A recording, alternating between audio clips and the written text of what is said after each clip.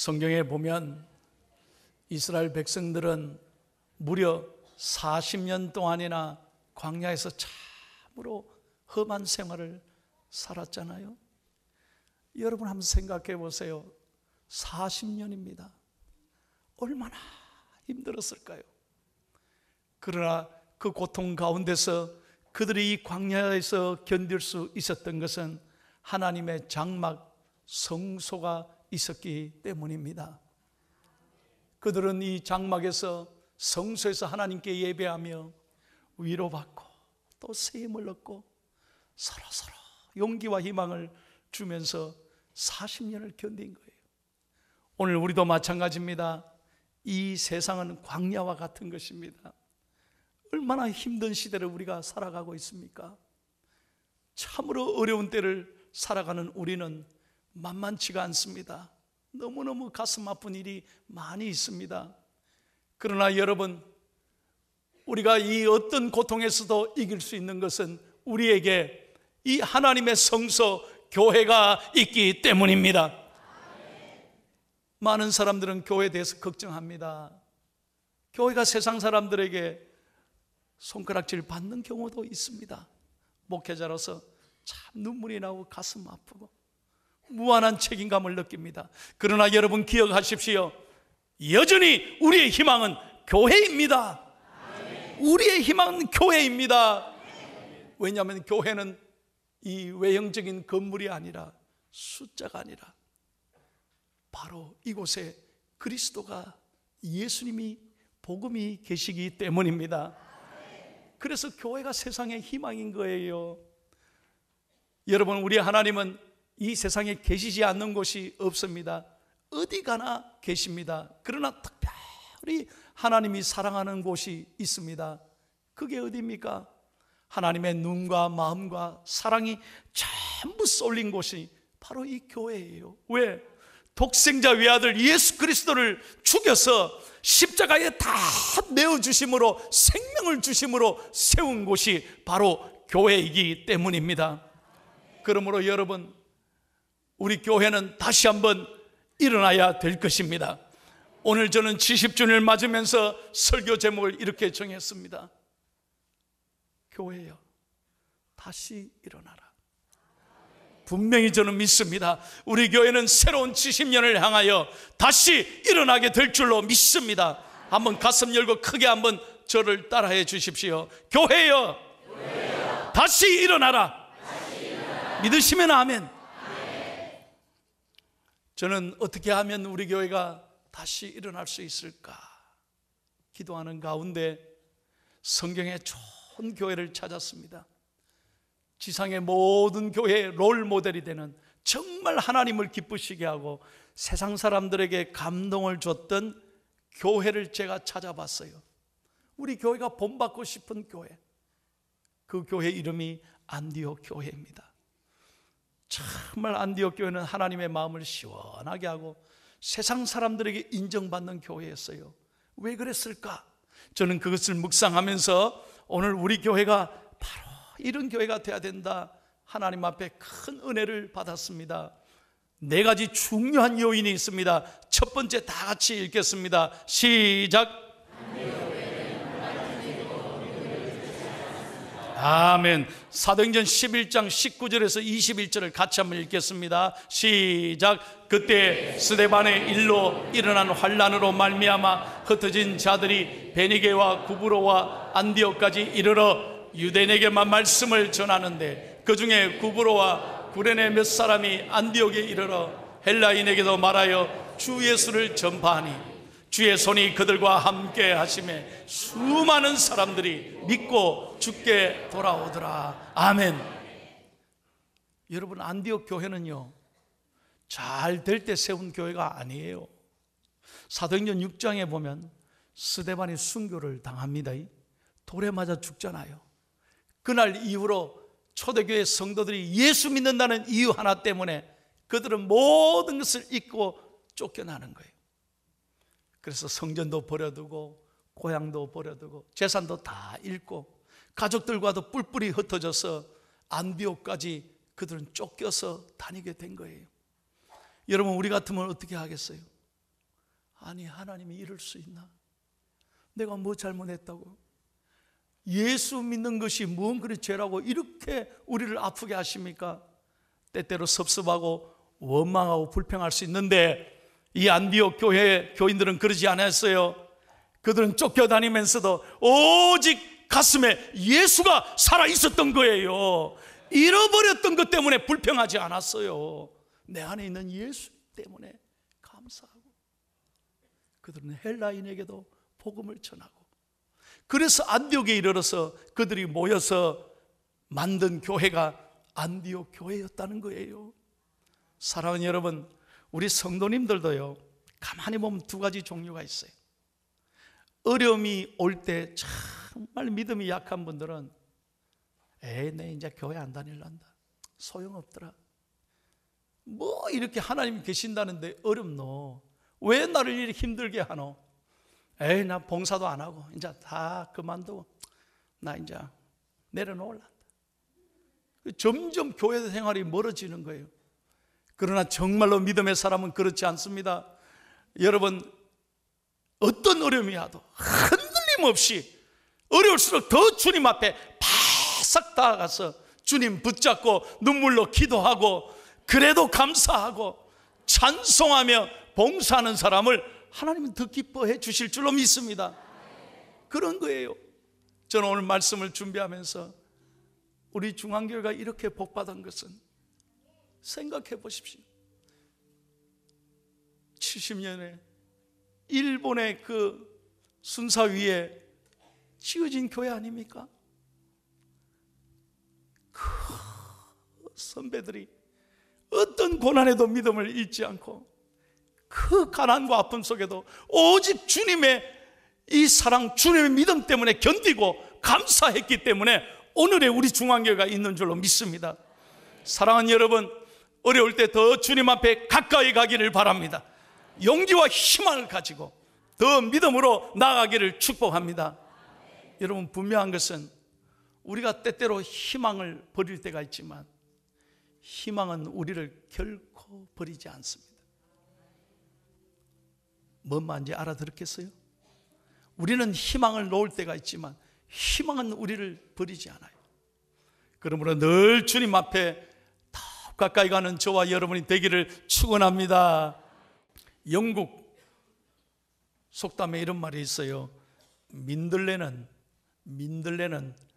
화단을 고집하지 않는다. 무슨 말입니까? 민들레는요, 어디든 씨를 뿌려도 잘 자라는 거예요. 그래서 초대교인 같은, 안디옥 교인 같은 성도를 뭐라 부르냐? 민들레 같은 그리스도인이다. 여러분, 민들레처럼 어디에 어떤 상황에도 잘 견디고 믿음으로 꽃을 피고, 다시 한번 믿음으로 꽃을 피우고 열매 맺는 복 있는 그리스도인이 되기를 축복합니다. 뿐만 아닙니다. 한 가지 더 기억할 게 있어요. 그들은 믿음을 잃지 않았을 뿐 아니라 어려울 때일수록 더 사랑했어요. 여러분, 어려울 때 누군가 옆에서 내 손을 잡아주고 격려한다면 우리는 반드시 일어서게 될 줄로 믿습니다. 다 어려운 때잖아요. 교회가 중요한 게 뭐냐? 나를 위해 기도하는 사람이 있다는 거예요. 나 혼자가 아니에요. 교회 와서 서로 손을 잡고 격려하며 말 한마디라도 따뜻한 위로를 해줄 때 우리는 이 교회 예배하면서 세상이 줄 수 없는 위로와 기쁨을 맛보게 되는 줄로 믿습니다. 안디옥 교회가 그랬기 때문에 하나님이 축복해 주신 거예요. 두 번째입니다. 한번 2번을 같이 읽겠습니다. 안디옥 교회가 왜 축복받았느냐? 시작. 예, 안디옥 교회가 부흥했던 건요, 말씀에 있었어요. 다른 게 아닙니다. 시설이 아닙니다. 제도가 아닙니다. 사도행전 11장 26절을 같이 한번 읽겠습니다. 시작. 만남에 안디옥에 데리고 와서 둘이 교회에 1년간 모여있어 큰 무리를 가르쳤고 제자들이 안디옥에서 비로소 그리스도인이라 일컬음을 받게 되었더라. 여러분, 이 말씀 보세요. 둘이 누구냐 하면요, 예루살렘 교회가 가만히 보고를 들으니까 안디옥 교회가 어려운데 세워져 가지고 부흥한다 이거예요. 그럼 그들이 지도자가 없을 거 아니에요. 그래서 누구를 보냈느냐? 바나바를 보냈어요. 근데 바나바가 혼자 간 게 아니에요. 혼자서 할 수가 없잖아요. 그래서 누구를 데리고 갔느냐? 사울을 데리고 와서 훗날 바울인 거죠. 그래서 바나바와 바울이 1년 동안 안디옥에서 말씀을 가르쳤을 때 교회가 단단히 섰고, 세상 사람들이 안디옥 교인 보고 뭐라고 불렀다고요? 그리스도인이라 불렀다 이 말이에요. 이건 우리가 부른 게 아니에요. 세상 사람들이 인정했단 말이에요. 자, 예수 믿는 사람 다르다. 저렇게 정말 잘 사는구나. 뭔가 우리하고 다르구나. 그 비결이 어디 있었어요? 온 교인들이 말씀 앞에 나갔을 때 삶이 변화되고 은혜가 임하고 놀라운 열매를 맺게 된 줄로 믿습니다. 그러므로 우리도 종교개혁 500년을 맞으면서 여러분, 교회가 일어나기 위해서는 무엇부터 해야 되느냐? 말씀 앞에 돌아가야 되는 줄로 믿습니다. 우리 교회가 70주년을 맞으면서 말씀 암송하자, 제자 양육하자. 왜 이런 걸 합니까? 왜 수요일마다 말씀 사경으로 우리가 말씀 앞에 서자고 이럽니까? 교회를 세우는 것은 다름이 아닙니다. 말씀 앞에 나갈 때 하나님께서 우리 교회를 더욱 만져주시고 새롭게 해주시고 은혜 가운데 서게 해주실 줄로 믿습니다. 여러분, 이 사람 얼굴 한번 보세요. 이분 아십니까? 젊은 사람들은 금방 아는데 여러분은 좀 자세히 보시네. 안녕하세요, 임재범입니다. 이분이 대한민국 최고의 가수입니다. 감성 보컬 가수예요. 임재범 씨. 노래는 기가 막히게 잘합니다. 이분이 윤복희 씨의 여러분이란 노래를 부르는데 윤복희 씨가 울었다는 거 아니에요. 자기보다 세상에 이렇게 잘 부르는 가수는 처음이다. 아이고, 여러분은 성경만 읽는다고 그건 잘 모르네. 아니, 정말 이분 노래 잘해요. 난 그래서 한국에 와서 이분 노래를 좋아하게 됐어요. 근데 좋아한 이유가 또 하나 있어요. 이분의 부인이 신실한 크리스찬입니다. 금년 6월 12일 날 암으로 투병하다 세상을 떠났어요. 이 부인이요, 정말 남편을 위해 기도 많이 했습니다. 임재범 씨가 간증하더라고요. 우울증에 걸리고 불면증에 걸려서 잠을 잘 수가 없었대요. 여러분, 가수들이 그렇잖아요.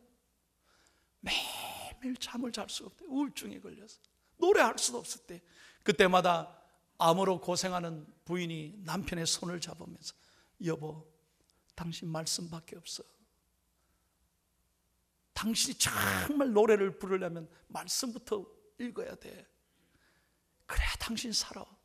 자기도 죽어가면서 남편에게 말씀을 권면했어요. 하도 남편이 부인이 권면하니까 임재범 씨가 저녁부터 그날부터 말씀을 읽었대요. 어떻게 됐겠어요? 안 되는 거 내가 얘기하겠어요? 놀라운 것은 말씀을 읽는 가운데 하나님이 만져주시고요, 그날 이후로 우울증이 탁 떠나가고 얼마나 평안을 얻었는지 모른다 그래요.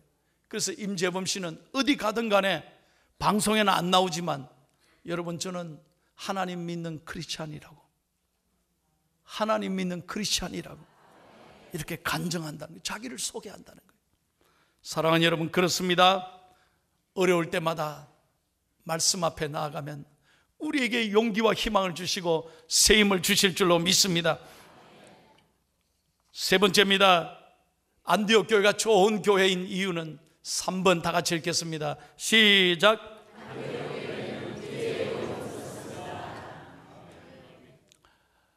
여러분, 이 안디옥 교회가 참 장점이 뭐냐? 그 어렵게 세워진 교회인데 자기만 생각 안 했다는 거예요. 다 하나님의 심장으로 나누고 베풀고 도와주는데 힘썼다는 거예요. AD 44년부터 48년까지 로마 전체 글라우디오 황제 때 큰 지진이 일어나고 기근이 임했답니다. 그러니까 로마 전체가 가난할 때, 먹을 게 없을 때예요.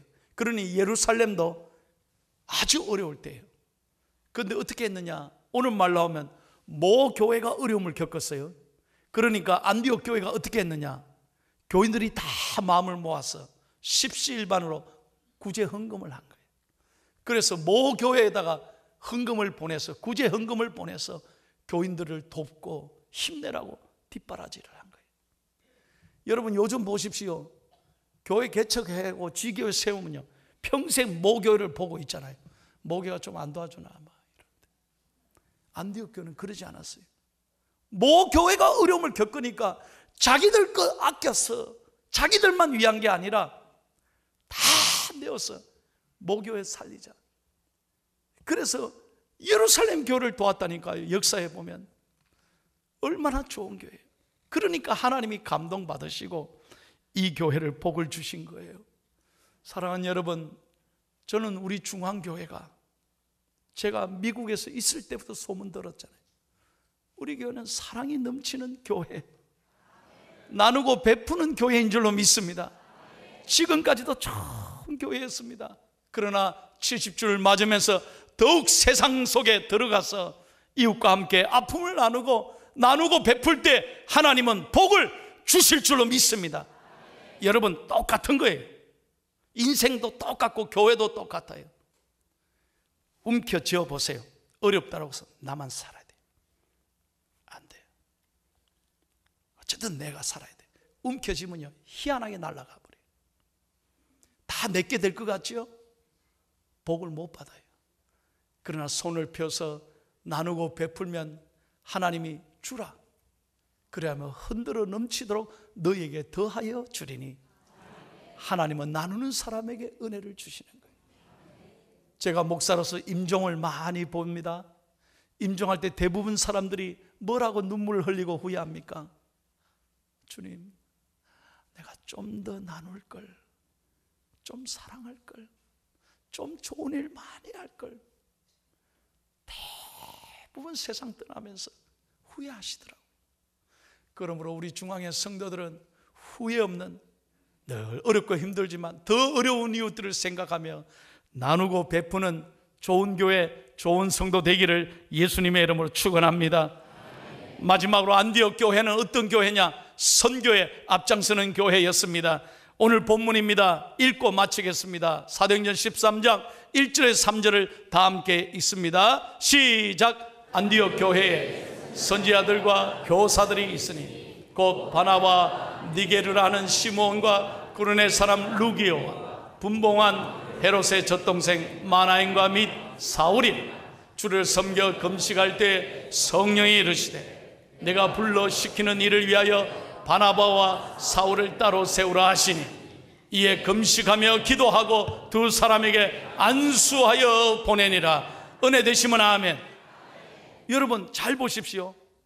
이 안디옥 교회가 예루살렘 교회도 하지 못한 최초의 선교사 바나바와 바울을 선교사로 세우고 안수해서 세상에 보낸 거예요. 근데 누가 보냈습니까? 자기들의 회의에 결정하고 보냈습니까? 야, 이제 우리 선교하자. 그동안 돈 준비했으니까 이제 우리 계획대로 선교하자. 그게 아니라니까요. 성령님이 말씀하셨어요. 성령님이 보내라 하니까 순종하고 두 사람을 세워서 안수하여 보냈다 이 말이에요. 그러니까 하나님이 역사의 복을 주시는 거 아니겠습니까? 분명히 알아야 됩니다. 준비되면 갇히면 선교하자. 아닙니다. 성경을 보시라니까. 순종하면 하나님이 채워주실 줄로 믿습니다. 여러분, 선교는요, 내가 있어서 하는 게 아니에요. 우리가 마음만 가지면, 우리가 하나님의 마음으로 순종하면 하나님이 채워주신다니까요. 안디옥 교회가 그런 교회였기 때문에 하나님이 역사의 대대로 복을 주셨다니까요. 여러분에게 마지막 설교를 마치면서 이 얘기를 드리고 싶어요. 저는 간혹 서울에 올라가면 옛날부터 제가 성산동에 살았습니다. 성산동은 합정동 바로 옆에 있습니다. 그러면 합정동이 뭐가 있느냐? 그 양화대교인데 그 밑에 우리 외국인 선교사 묘지가 있습니다. 여러분들이 꼭 한번 가보시길 제가 권면합니다. 그 선교사의 묘지를 한번 돌아보면 참으로 눈물이 납니다. 어떻게 이 땅에 와서 이들이 생명을 바쳤을까? 내 자신을 돌아보면 너무너무 하나님 앞에 정말 부끄러운 게 많이 여겨지고 또 새로운 힘을 얻는 거예요. 그 중에 한 분을 소개하겠습니다. 루비 캔드릭 선교사입니다. 미국 사람입니다. 텍사스가 고향입니다. 미국의 최고의 명문대학을 나왔습니다. 1883년생입니다. 그런데 우리나라에 와서 25살에 선교합니다. 순교했습니다. 1년 만에 세상을 떠났습니다. 이 땅에 와서 급성 맹장염이 걸려서 치료를 못 받아서 이 땅에 복음을 전하다가 이 아가씨가 선교하다가 그냥 세상을 떠난 거예요. 여러분, 이분의 묘비 앞에 이렇게 써 있습니다. If I had 1,000 lives to give, Korea should have them all. 무슨 말입니까? 하나님이 나에게 1,000개의 생명을 주신다 하더라도 나는 그것을 조선에게 다 바치리라.